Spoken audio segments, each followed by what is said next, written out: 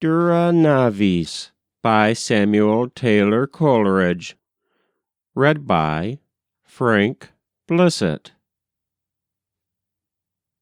To tempt the dangerous deep, too venturous youth, why does thy breast with fondest wishes glow?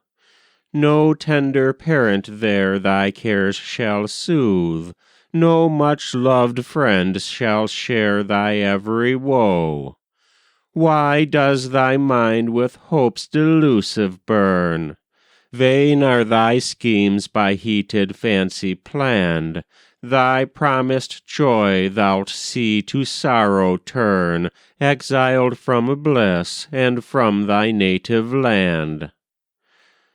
Hast thou foreseen the storm's impending rage, when to the clouds the waves ambitious rise, and seem with heaven a doubtful war to wage, whilst total darkness overspreads the skies?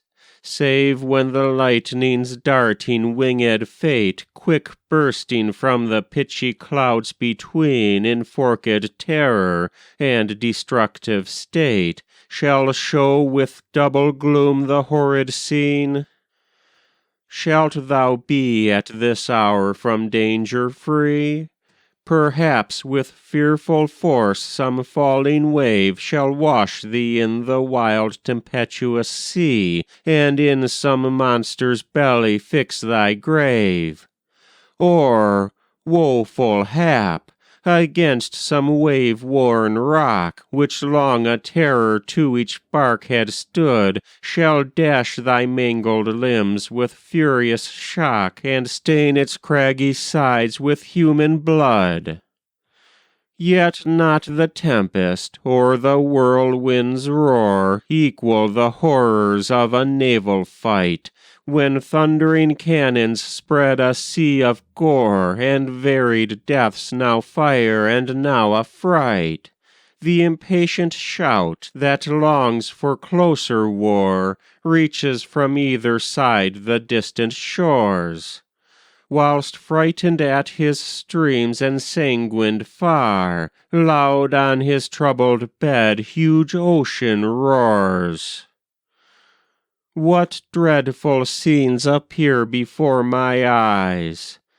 Ah, see how each with frequent slaughter red, regardless of his dying fellows' cries, o'er their fresh wounds with impious order tread. From the dread place does soft compassion fly. The Furies fell each altered breast command, whilst vengeance, drunk with human blood, stands by, and smiling fires each heart and arms each hand. Shouldst thou escape the fury of that day, a fate more cruel still, unhappy, view. Opposing winds may stop thy luckless way, and spread fell famine through the suffering crew. Canst thou endure the extreme of raging thirst, which soon may scorch thy throat? Ah, thoughtless youth! Or ravening hunger canst thou bear, which erst on its own flesh hath fixed the deadly tooth?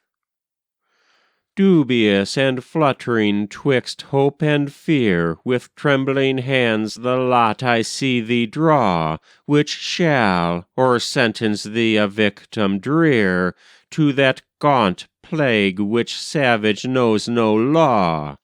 Or deep thy dagger in the friendly heart, whilst each strong passion agitates thy breast, though oft with horror back I see thee start.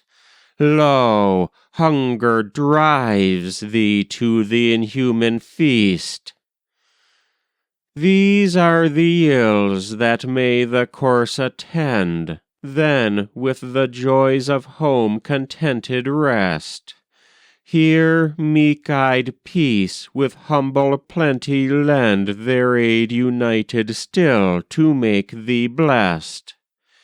To ease each pain and to increase each joy, Here mutual love shall fix thy tender wife, whose offspring shall thy youthful care employ, and gild with brightest rays the evening of thy life.